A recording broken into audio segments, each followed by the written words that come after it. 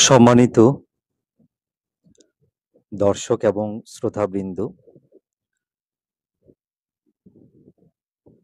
প্রথমে আপনাদের সকলের মঙ্গল কামনায়, কল্যাণ কামনায় মৈত্রীপূর্ণ চিত্তে পুণ্যদান করছি।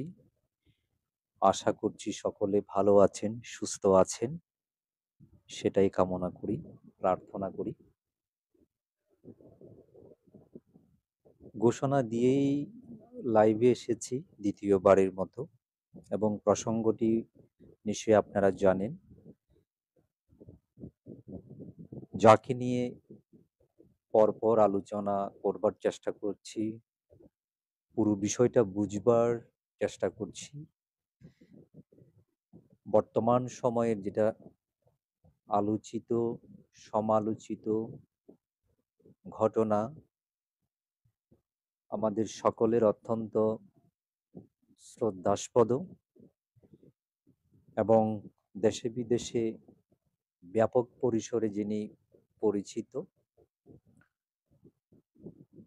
যিনি দুধাঙ্গ সাধক নামে অত্যধিক খ্যাতি অর্জন করেছেন সমগ্র বৌদ্ধ সমাজে, শ্রদ্ধেয় ডক্টর এফ দীপঙ্কর মহাতেরো মহোদয়।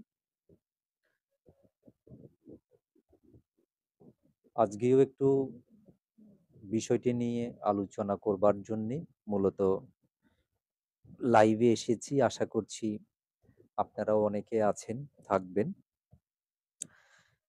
আমি সরাসরি একটু যে কারণে আসা আলোচনায় চলে যাই, মূল গর্ভে প্রবেশ করতে চাই। আপনাদের একটু স্মরণ করিয়ে দিই দুদিন আগের কথা। আপনারা জানেন গত 13 তারিখ, 13 জুলাই শ্রদ্ধেয় ভান্তের মরদেহ নিজের ধ্যান কুটির থেকে বান্দরবান, যেটি আর্য গুহা ধ্যান কুটির নামে পরিচিত ওনার কুটির, সেখান থেকেই ওনার মরদেহ উদ্ধার করা হয়েছে 13 তারিখ, এবং সেদিনেই লাশের ময়না তদন্ত, যাকে পোস্টমর্টেম বলা হয়, পোস্টমর্টেম করার জন্য নিয়ে যাওয়া হয়। গতকাল 14 তারিখ, 14 জুলাই লাশের ময়না তদন্ত শেষে, পোস্টমর্টেম শেষে ভান্তের মরদেহ, আমি যতদূর জানি, প্রথমে চট্টগ্রাম বৌদ্ধ বিহারে আনা হয়। সেখানে প্রথমবারের মতো শ্রদ্ধা নিবেদন করা হয়, অনিত্য সভা অনুষ্ঠিত হয়। সেখান থেকে গতকাল ওনার জন্মভূমি ফটিকছড়িতে নিয়ে যাওয়া হয়। বর্তমান সেখানেই মরদেহ সংরক্ষিত আছে। আমরা প্রথমে শুনেছিলাম আজকে 15 তারিখ, যেহেতু লাশের ময়না তদন্ত হয়েছে, তার উপরে বেশি দিন সংরক্ষণ করবার যে প্রক্রিয়া, সেটা অনেকটা বাধাগ্রস্ত হয়েছে। তো আমরা প্রথমে শুনেছিলাম আজকে ওনার অন্ত্যেষ্টিক্রিয়া হবে যে কোনো পরিসরে। পরে আবার নিশ্চিত হলাম যোগাযোগের ভিত্তিতে যে আগামী 26 তারিখ ভান্তের অন্ত্যেষ্টিক্রিয়া হবে। প্রথমে একটু ভুলে ছিলাম, অন্ধকারে ছিলাম, ধরে নিয়েছিলাম লাশের ময়না তদন্ত পরে ভান্তের যেটা সাধন পীঠ ছিল অন্তিম শেষ সময় পর্যন্ত, বান্দরবান ওনার সেই আর্য গুহা ধ্যান কুটিরে প্রতিষ্ঠানে নিয়ে যাওয়া হবে। তো আমি এবং আমরা একটা টিম আজকে ভোর সকালে রওনা দেওয়ার জন্য প্রস্তুতি নিয়েছিলাম। তো পরবর্তীতে যখন নিশ্চিত হলাম ফটিকছড়িতেই ভান্তিকে রাখা হয়েছে, তখন আর বান্দরবানের উদ্দেশ্যে যাওয়া হয়নি, আমরা সেটা স্থগিত করেছি। কিন্তু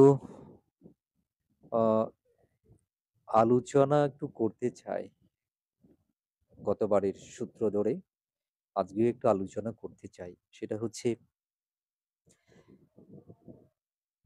ভান্তের এই মৃত্যুকে নিয়ে, রহস্য ঘেরা এই মৃত্যুকে নিয়ে আমাদের কল্পনা জল্পনা আলোচনার কোনো শেষ নেই। এবং স্বভাবত নানান কথা আসার যুক্তিকতাও আছে। কারণ কোনো অবস্থাতেই এমন হওয়ার কথা ছিল না, কিন্তু তেমনটা হয়েছে। আমরা সকলে যেটা বিশ্বাস করি, জনতা আমরা যেটা বিশ্বাস করি সেটা হচ্ছে, অনেকের ক্ষেত্রে হতেই পারে বৃক্ষ হয়েছে বলে অনেকের ক্ষেত্রে গিয়ে অনেকে এমন দুর্ঘটনা যে একেবারে কেউ ঘটাতে পারেন না, এমনও আমি ধরে বলবো না। কিন্তু আমাদের কথা হলো, যেটা আমরা জোর দিয়ে বিশ্বাস থেকে আস্থা থেকে আমরা যেটা বলছি, সেটা হচ্ছে সবাই সেটা করতে পারে না। বিশেষ করে তিনি যদি দ্রুতাঙ্গ সাধক, যার প্রচন্ড রকমের ধৈর্য, সহিষ্ণুতা, প্রচন্ড রকমের মানসিক শক্তি আছে, সেই শ্রদ্ধেয় ডক্টর দীপঙ্কর মহাতেরো মহোদয় এমন কাজ করতে পারে না। এবং মানুষ তার বোকার স্বর্গে বাস করে না, মানুষ তার বোকার স্বর্গে বাস করে না, যে ওনাকে যে অবস্থায় ফাঁস দেয়া অবস্থায়, যে অবস্থা থেকে ওনাকে উদ্ধার করা হয়েছে, সেই ছবিগুলো, দৃশ্যগুলো তো ভাইরাল হয়েছে। এবং সেই অবস্থা তো দেখলে যে কেউ তো বলে দিতে পারে আসলে কি ঘটেছে, এর পেছনে কি রহস্য আছে, তো বুঝাই যায়। তবে একটা জায়গাতে আমরা সবাই আটকে আছি, সেটা হচ্ছে, যেহেতু একটা বিধি ব্যবস্থা আছে, একজন মানুষ যদি মৃত্যুটা কিভাবে হয়েছে সেটা নিশ্চিত হওয়া না যায়, নানান ভাবে অনেক সময় নানান কিছু ঘটে যায়, মানুষটির মৃত্যুটা কিভাবে হয়েছে সেটা জানবার জন্য, নিশ্চিত হবার জন্যে, যেহেতু মেডিকেলি ব্যবস্থা আছে, যার নাম আমরা পোস্টমর্টেম তথা লাশের ময়না তদন্ত বলি, সেটা করলে পরে এটা নিশ্চিত হওয়া যায় যে মানুষটার কিভাবে মৃত্যু হলো, ওইটুকু নিশ্চিত হওয়া যায়। তো প্রথম কাজ যেটা হওয়ার কথা, যেটা হওয়া উচিত ছিল, সেটা হয়েছে, ভান্তের পোস্টমর্টেম করা হয়েছে। অর্থাৎ নিশ্চিত হওয়ার যে বিষয়টি ছিল, আমরা সেক্ষেত্রে এক ধাপ এগিয়ে গেছি, আইনি প্রক্রিয়ার একটা ধাপ এগোনো গেছে। অর্থাৎ শুধু একটি ধাপ না, এটা হচ্ছে পরবর্তীতে নানান ধাপগুলোতে যাওয়ার আগের পূর্ব শর্ত, লাশের ময়না তদন্ত, যেটা হয়েছে। কিন্তু সেখানে কিন্তু শেষ হয়ে যায়নি। পোস্টমর্টেম রিপোর্টের উপর ভিত্তি করে আইনি প্রক্রিয়াটা শুরু হয়। এ ফাঁকে আমি একটু কথা বলি যে, নানান পর্যবেক্ষণ থেকে বলছি, অনেকে বলছেন এখনো কেন মামলা করা হলো না, আইনি ব্যবস্থা নেওয়া হলো না। দেখুন, এসব ক্ষেত্রে এসব ক্ষেত্রে একটু আইনি প্রক্রিয়া থাকে, সে প্রক্রিয়া বেয়েই যেতে হয়, একটু ধৈর্য ধরতে হবে। সেটা হচ্ছে, লাশের যে ময়না তদন্ত হলো, পোস্টমর্টেম হলো, সে রিপোর্ট হাতে আসার পরে ওই মৃত্যুর পরপর যে স্থানীয় থানায়, সংশ্লিষ্ট থানায় একটা প্রাথমিকভাবে পুলিশের পক্ষ থেকে, রাষ্ট্রের পক্ষ থেকে একটা অপমৃত্যু মামলা সাধারণভাবে করা হয়, অন্তর্ভুক্ত করা হয়। পরবর্তীতে আমরা যেটা সবাই আশঙ্কা করছি, যে এটা ভান থেকে ষড়যন্ত্র করে মারা হয়েছে, মৃত্যু পরবর্তী সেভাবে ওনাকে ঝুলিয়ে দেওয়া হয়েছে। হ্যাঁ, আর ওইটা যখন লাশের ময়না তদন্তেও যখন একইভাবে বিষয়টা মিলে যাবে, প্রমাণ হয়ে যাবে ওনাকে আসলে হত্যা করা হয়েছে, তখন ওই যে প্রাথমিকভাবে নথিভুক্ত করা হয়েছিল অভিযোগটা, অপমৃত্যু মামলা, সেটা কিন্তু হত্যা মামলায় রূপ নেবে। ওই মামলাটাই মূলত হত্যা মামলায় রূপ নেবে। আবার তখন পরিস্থিতি আইনিক দিকে মোড় নেবে। সেই পর্যন্ত অপেক্ষা করতে হচ্ছে এবং অপেক্ষা করতে বাধ্য। কিন্তু এখানে একটা কথা থেকে যায়, একটা বিষয় থেকে যায়, সেটা হচ্ছে, পোস্টমর্টেম রিপোর্ট নিয়ে আমার যেটুকু অভিজ্ঞতা আছে, তিক্ত অভিজ্ঞতাও আছে, সেখান থেকে যদি আমি বলি, হয়তো আপনাদেরও অনেকের সেরকম অভিজ্ঞতা আছে। আপনারা জানেন অনেক সময় নানান উদাসীনতা, অবহেলা, তদারকির অভাব, হ্যাঁ? নানান মারপ্যাঁচে পড়ে অনেক দিন সময় লেগে যায়। মাস লেগে যায়, মাসের পর মাস লেগে যায়। সেরকম অনেকের বেলায় হয়েছে যে লাশের ময়নাতদন্ত হয়েছে কিন্তু রিপোর্ট পাওয়া যায় না। আবার দেখুন ওই খবরও পাওয়া যাবে যে প্রশাসন এই মামলার যিনি আয়ু থাকবেন, তিনি যখন সংশ্লিষ্ট হাসপাতাল থেকে তিনি চাইবেন ডাক্তারের কাছে, তখন তারা সেটা দিবেন এবং অন্য কাউকে তারা দিতে বাধ্য নন বা দিতে চান না। সেক্ষেত্রে কি দাঁড়ালো? যে কর্মকর্তার অধীনে সেটি আছে, অভিযুক্ত আছে, এই কেসটা আছে, ওনাকেই তৎপর হয়ে কিন্তু যথাশীঘ্র যথাসময়ে ওখান থেকে ডাক্তারের কাছ থেকে ময়না তদন্ত রিপোর্টটা কিন্তু সংগ্রহ করতে হবে। কিন্তু আমরা কি সে পথে আছি? ভ্রান্তির ক্ষেত্রে কি আমরা সেরকম কোনো সুসংগঠিত আমরা ব্যবস্থা নিতে পেরেছি? আমরা কি সেই বিষয়টা আমলে রেখেছি, গুরুত্ব দিচ্ছি? কে দেবে? এটা এখন বড় প্রশ্ন হলো, এই কাজটা কারা করবে, কে করবে, কারা করছেন? এটা নিয়ে কিন্তু অত্যন্ত মনোযোগী হওয়ার একটা বিষয় আছে। আজকে তিনি যেখানে ছিলেন, যেখানে উনি যার মৃত্যুবরণ করেছেন, অর্থাৎ ওনাকে মারা হয়েছে, ওনার মৃত্যু হয়েছে সে বান্দরবানে, আর্য গুহা কুঠিরে। আমার ব্যক্তিগত অভিমত হলো আলাদাভাবে একটা সেল তৈরি করতে হবে। শুধুমাত্র ওখানে যেই বা যারা কিছু মানুষ সংশ্লিষ্ট ছিলেন বান্দরবানে, তাদের এখতিয়ার আছে বলে, অধিকার আছে বলে তাদের উপরে সব বিষয় ছেড়ে দেওয়াটা এই ক্ষেত্রে আমার মনে হয় সমীচীন হবে না, অনেকটা বোকামিও হবে। নানান কারণে, আমি খুব বেশি খোলাসা করছি না আপাতত। প্রথম কথা হচ্ছে, ওনাকে ওনার জন্মস্থান যেখানে ফটিকছড়িতে রাখা হয়েছে, সেই এলাকা থেকে সর্বোচ্চ ভূমিকাটা পালন করতে হবে। তারপরে আরো যাদেরকে, যাকে যেখানে লাগে, প্রয়োজনে ভান্তের সেই সাধন পীঠস্থান বান্দরবান থেকেও যাদেরকে লাগে, বড়ুয়া, চাকমা যাদেরকে লাগেন, প্রয়োজন হয়, সেরকম বিশ্বস্ত কিছু মানুষ নিয়ে একটা সেল বা একটা মোটামুটি পরিসরের একটা টিম করতে অবশ্যই হবে। যাদের কাজ হবে, যে টিমের কাজ হবে, যে লাশের ময়না তদন্ত রিপোর্ট, পোস্টমর্টেম রিপোর্ট, এটা তদারকি করে, তৎপরতা চালিয়ে অল্প সময়ের মধ্যে এই রিপোর্ট অবশ্যই হাতে নিতে হবে এবং সেটা সংশ্লিষ্ট থানার কর্মকর্তাকে অ্যাক্টিভেট করে রাখতে হবে। সবসময় ওনাকে তাগাদা দিতেই হবে, ওনাকে দৌড়ের উপর রাখতেই হবে।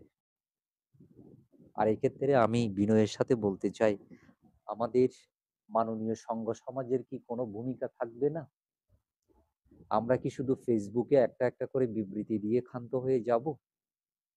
সবাই যদি দায়সারা দায়িত্ব পালন করেও থাকে, আমাদের বাংলাদেশি বৌদ্ধ ভিক্ষু সংঘের যে সর্বোচ্চ যে সাংঘিক প্রতিষ্ঠান সংঘরাজ ভিক্ষু মহাসভা, কি আমরা কি দায় এড়াতে পারি? আমাদের সংগঠনে মহাসভার দায়িত্বে যারা আছেন, আমরা কি মহাসভা কি দায়িত্ব এড়াতে পারেন? সেখান থেকে কি ভূমিকাটা নেওয়া হচ্ছে আমরা কিন্তু এখনো জানতে পারিনি। আমি জানি না আমরা জানার চেষ্টা করিনি বলে জানতে পারিনি, না আসলে কোনো পদক্ষেপ নেওয়া হয়নি বলে মহাসভার পক্ষ থেকে আসলে সেটা আমরা জানতে পারিনি। সেটা যদি হয়, এটা কিন্তু উচিত হবে না।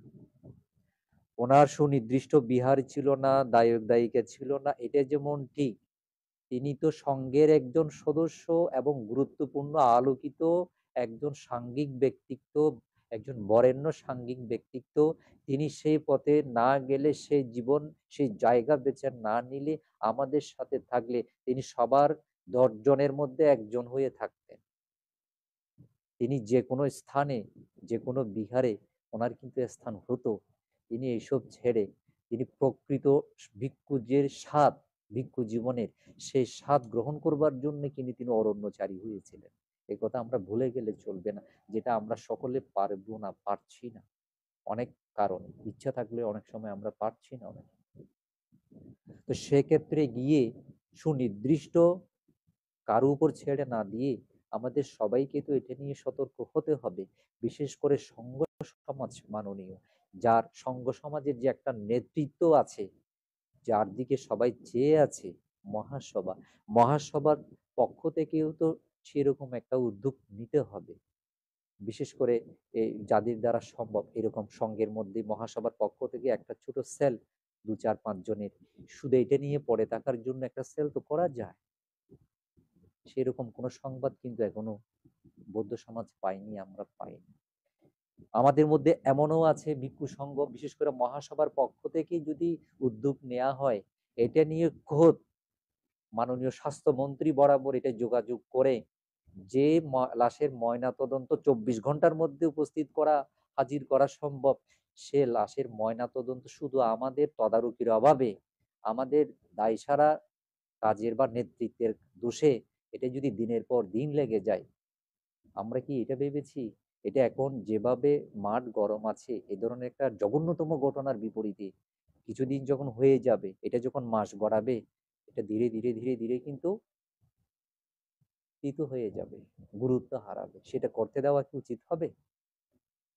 লাশের ময়নাতদন্ত যেহেতু হয়েছে, সেটার একটা ফলাফল কি আসছে, পজিটিভ নেগেটিভ, এটার জন্য সবাই মুখিয়ে আছে।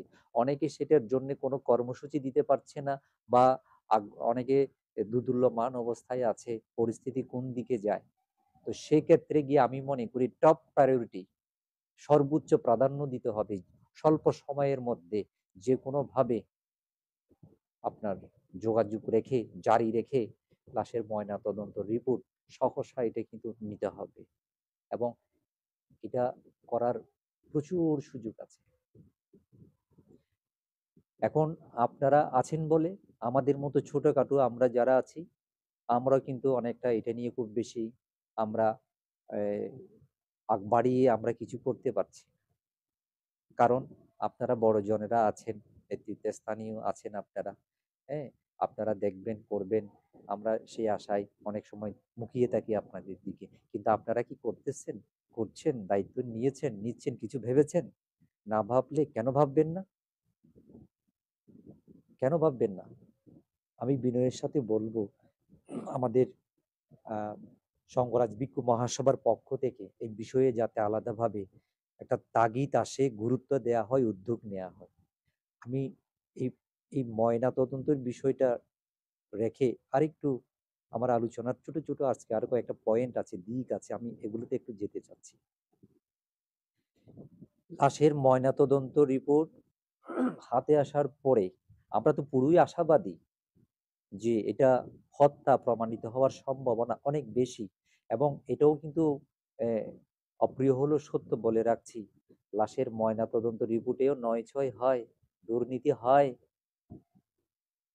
এটা নিয়ে আমরা কি, এত সুযোগ থাকার পরেও আমরা কি সেটা নিয়ে শুরু থেকে আমরা কি তৎপর আছি? এই রিপোর্টের উপর কি সর্বোচ্চ একটা, যারা দায়িত্বে আছেন তারা যাতে একটা এটা নিয়ে তৎপরতায় থাকেন। এটা যে একটা সেন্সিটিভ বিষয় হয়ে দাঁড়িয়ে গেছে, এটা জনগণের অসংখ্য মানুষের, গোটা একটা সম্প্রদায় জাতিগোষ্ঠীর এটা অনুভূতির জায়গাতে, ধর্মীয় অনুভূতির জায়গাতে এটা ধাক্কা লেগেছে। এটা কি তাদের কাছে বার্তাটা গেছে, যারা এটা নিয়ে কাজ করবেন, যারা এটা নিয়ে ভয় পাবেন নয়ছয় করতে? এই প্রেশার, এই চাপ কি আমরা জারি রাখতে পেরেছি? এই বিষয়গুলো আমাদের কিন্তু গুরুত্ব দিতে হবে। আর পরবর্তী যে কথাটা বলতে চাই সেটা হচ্ছে, আইনি পদক্ষেপে যদি যেতে হয়, আইনি ব্যবস্থা একেবারে বিনা অর্থে, বিনা ফিসে, বিনা ফিতে, বিনা খরচে যত আইনি সহযোগিতা লাগে, আপনারা কি মনে করেন ডক্টর এফ দীপঙ্কর মহাতেরো ভান্তের এই জঘন্যতম ঘটনার জন্য আইনি সহযোগিতা পেতে কোথাও ব্যাক পেতে হবে?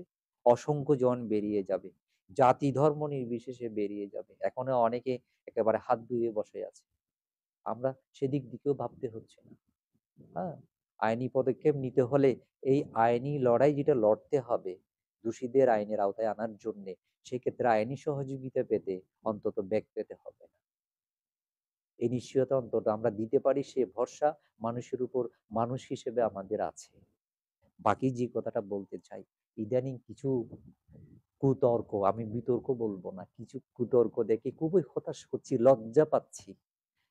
আমরা কোথায় এখন এরকম একটা জঘন্যতম ঘটনার বিষয়ে আমরা যে একতাবদ্ধ হয়ে সবাই, হ্যাঁ, আমরা নানান ভেদাভেদ মতানৈক্য ভুলে এক কাতারে এসে এই জঘন্যতম ঘটনার প্রতিকার চাইবো যেখানে, সেখানে আমরা এখন কি বলছি? পাহাড়ি বাঙালি, বড়ুয়া, চাকমা, মারমা, রাখাইন, এখন আবার সেই কুতর্কগুলো সামনে চলে আসছে। এখানে কেন এই কুতর্কগুলো আসবে? এই কুতর্কগুলো কেন এখানে আসবে? একজন বৌদ্ধ ভিক্ষু এখানে এখানে ওনার পরিচয় বড়ুয়া, চাকমা, রাখাইন, মারমা, তঞ্চঙ্গা, পাহাড়ি বাঙালি বৌদ্ধ ভিক্ষু নয়, তিনি সবার ভিক্ষু। আমরা ভিক্ষু হওয়ার পরে আমরা কোনো নির্দিষ্ট এলাকার কোনো গোত্রের থাকি না, সার্বজনীন হয়ে যায়। এটা তো আমরা সবাই জানার কথা।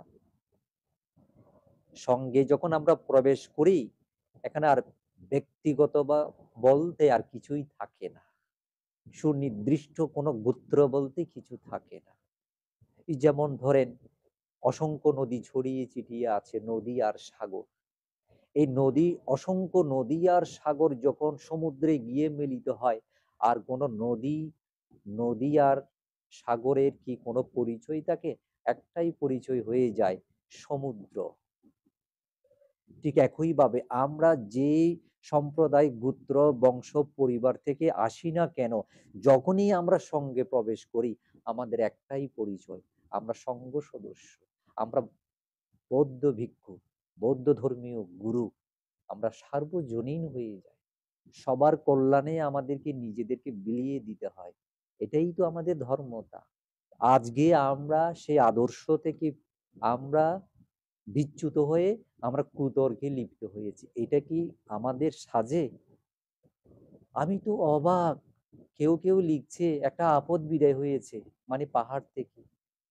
মানুষ মানুষ মানুষের জন্য মানুষ এমন চিন্তা ভাবনা করতে পারে আজকের দিনে?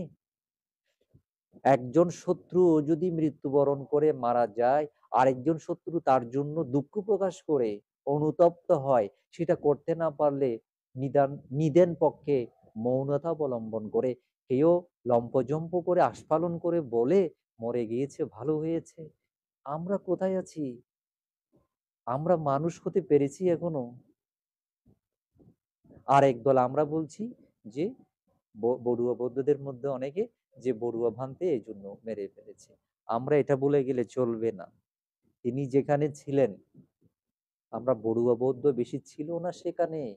তিনি রাঙামাটিতে ছিলেন, সেখানে বান্দরবনে আসছেন, ওখানে ওখানে আদিবাসী বৌদ্ধ যারা আছে, চাকমা, মারমা, হ্যাঁ, তঞ্চঙ্গা থেকে আরম্ভ করে আদিবাসীদের যারা যারা ওখানে আছে, সকল সম্প্রদায় আদিবাসী বৌদ্ধদের মধ্যে তারাই তো ওনাকে এই চতুর্প্রত্যয় দিয়ে, হ্যাঁ, আশ্রয় প্রশ্রয় দিয়ে পূজা বন্দনা করে তারাই তো ওনাকে ওখানে আগলে রেখেছেন।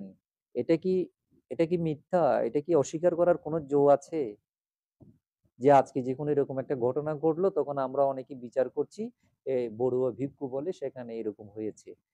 আমি আমরা একসাথে সবকিছু বলে ফেলতে পারছি না। ওখানে আসলে কি হচ্ছে, কি হয়েছে, পরিস্থিতি কি, পারিপার্শ্বিকতা কি, আজকে সেখানে কোন পরিস্থিতির উদ্ভব হয়েছে, আমি পর্যায়ক্রমে বিষয়গুলো পরিষ্কার করার চেষ্টা করব। হয়তো আজকে একসাথে সবগুলো বলছি না, কিন্তু এই দুর্ভাবনাগুলো আমাদের ত্যাগ করতে হবে। কি, যে আমরা যারা এখনো ওখানে, অনেকে কেউ বলছে যে উনি এখান থেকে বিদায় হয়েছেন, ভালো হয়েছে।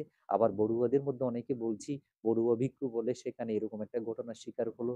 না, আপনাকে ব্যাকগ্রাউন্ড, প্রেক্ষাপট সবকিছু টলিয়ে দেখতে হবে।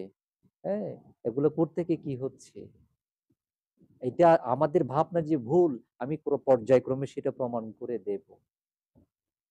আজকে হয়তো সব কথা বলছি না, কিন্তু বিনয়ের সাথে অনুরোধ করব, এই দুর্ভাবনা, দুশ্চিন্তা, কুতর্ক যেগুলো আমরা করছি না, দয়া করে আমাদের এগুলোর এখন কিন্তু সময় নয়, ওখান থেকে বেরিয়ে আসতে হবে। এবং এগুলোর কোনো যুক্তিকতাও নাই, বিন্দু বিসর্গ কোনো যুক্তিকথাও নাই। এখন আমাদের একটাই কাজ, একজন ধর্মগুরু, একজন ভিক্ষু, যিনি কিনা ধর্ম প্রচারের মাধ্যমে সবার কল্যাণ করতে চেয়েছেন, তিনি তিনি ওখানে না গিয়ে ঝুঁকি আছে না, এটা জেনেও ঝুঁকি না নিয়ে ওখানে না থেকে তিনি, আমরা যারা সমতলে আছি, দিব্যি ভোগ বিলাস আলিশান জীবন যাপন করছি, হ্যাঁ, আমাদের ওনার তুলনায় আমাদের কি এমন যোগ্যতা আছে? তো আমাদের জায়গায় উনি আসলে, ওনার কি এগুলোর অভাব হতো? তিনি এগুলি পিছনে ফেলে ওখানে গেলেন কেন? আমরা কেন সেটাকে বড় করে দেখতে পাচ্ছি না? কাদের জন্য গেলেন? কেন গেলেন? কিসের আশায়? কি প্রত্যাশা নিয়ে, কি কি কি পাওনা থেকে, কি প্রত্যাশা থেকে তিনি এরকম একটা পথ বেছে নিলেন? এটা বুঝতে কি পণ্ডিত হওয়া লাগে? বিবেক, শুধু বিবেকটা লাগে। বিবেক সবার আছে, আমরা ব্যবহার করতে পারছি না। আমরা এখন কি করার কথা, কি বলার কথা, সেগুলো ফেলে আমরা কুতর্কে পড়ে আছি। এগুলো কি এখন আমাদের সাথে যায়? আমাদের সাথে যায়? জাতি ধর্ম নির্বিশেষে সকলেই এই ঘটনার জন্য মর্মাহত।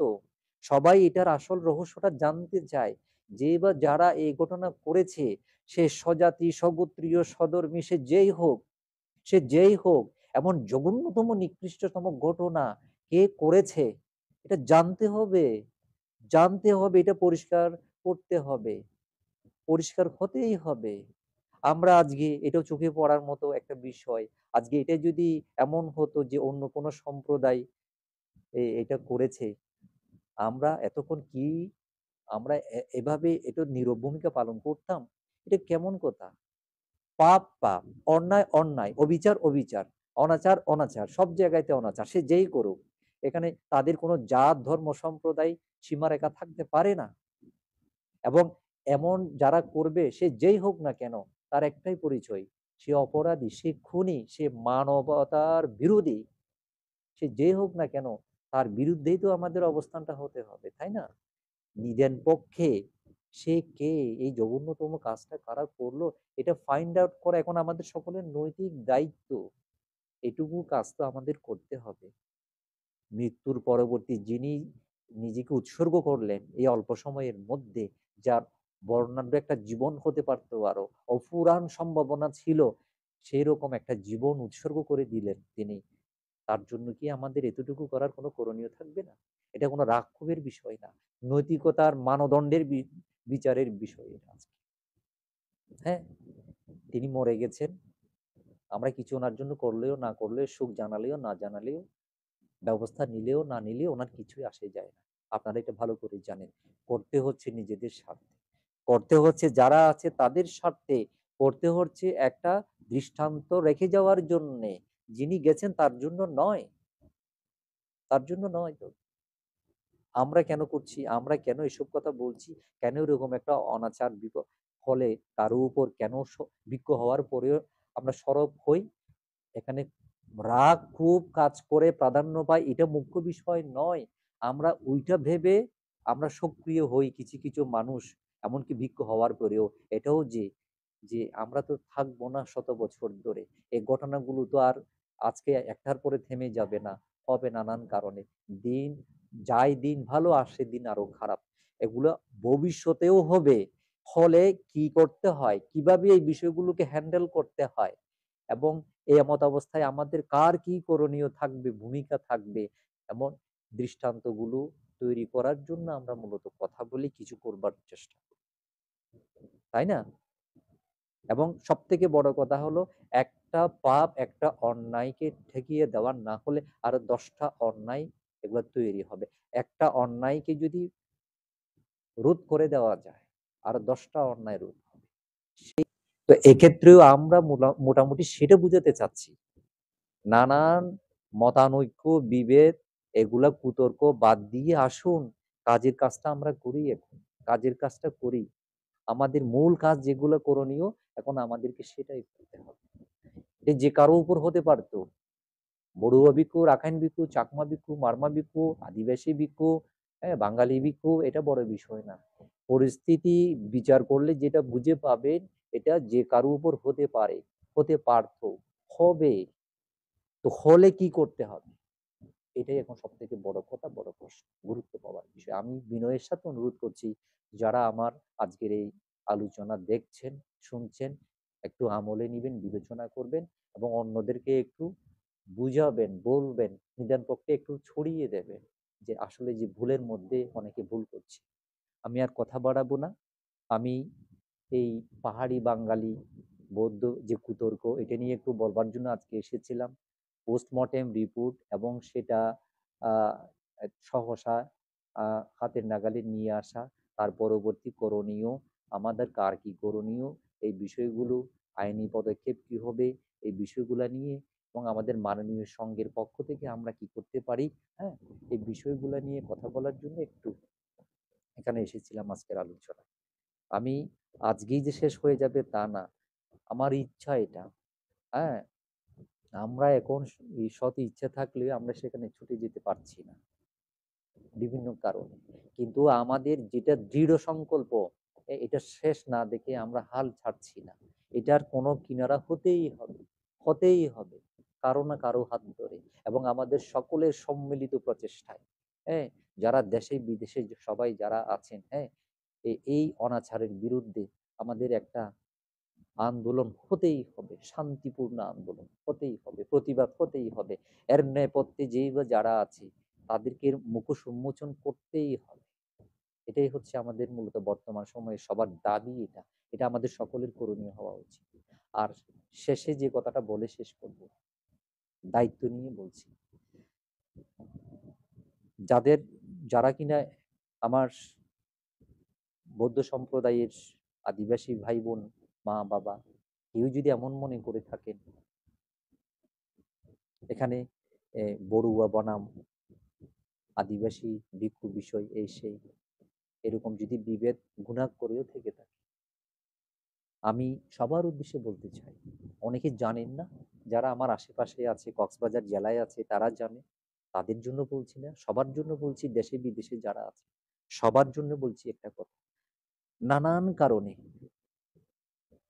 আমাদের মধ্যে যে ন্যূনতম একটা নেটওয়ার্ক, যুগসূত্র যোগাযোগ নেই, সামাজিক ঐক্য নেই, সেটাকে মিনিমাইজ করার জন্য অন্তত আমি সারা বাংলাদেশে না পারলেও আমি যেখানে আছি, যেখানে আমার জন্ম বেড়ে ওঠা এই কক্সবাজার অঞ্চলে, এই গোটা জেলায় উল্লেখযোগ্য সংখ্যক, হ্যাঁ, বড়ুয়া বৌদ্ধ এবং আদিবাসী বৌদ্ধ আছে। আপনারা অনেকেই জানেন আমাদের ৮ উপজেলার কুতুবদিয়া ছাড়া বাকি ৭ উপজেলাতেই আছে, উল্লেখযোগ্য সংখ্যক আছে। কিন্তু কিন্তু আমরা, রামুর বৌদ্ধরা কেমন আছে ১০ কিলোমিটারের ব্যবধানে, সদরের বৌদ্ধরা জানে না।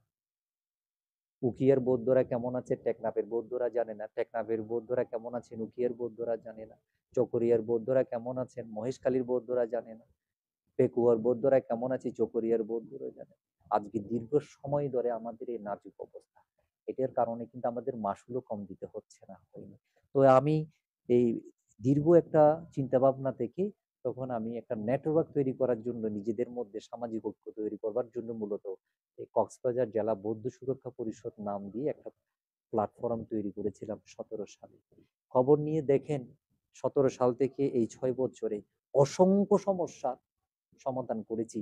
সেখানে আমাদের গ্রাফ যেটা বলে, আমাদের জরিপ যেটা বলে, তথ্যপত্র যেটা বলে, সেখানে অধিকাংশ সমস্যার সমাধান এখানে যারা আমাদের কক্সবাজার জেলায় বিশেষ করে চাকমা আছে, রাখাইন আছে, তঞ্চঙ্গা আছে, আদিবাসী বৌদ্ধ যারা আছে, সংখ্যাগরিষ্ঠ সমস্যা, ভূমি থেকে শুরু করে নানান সমস্যা, এগুলি তাদের সমস্যায় আমি বা আমরা সমাধান করেছি। কই আমরা তো ওখানে বড়ুয়া এবং আদিবাসী গুণাগ করে কল্পনায়ও তো আনি না কখন।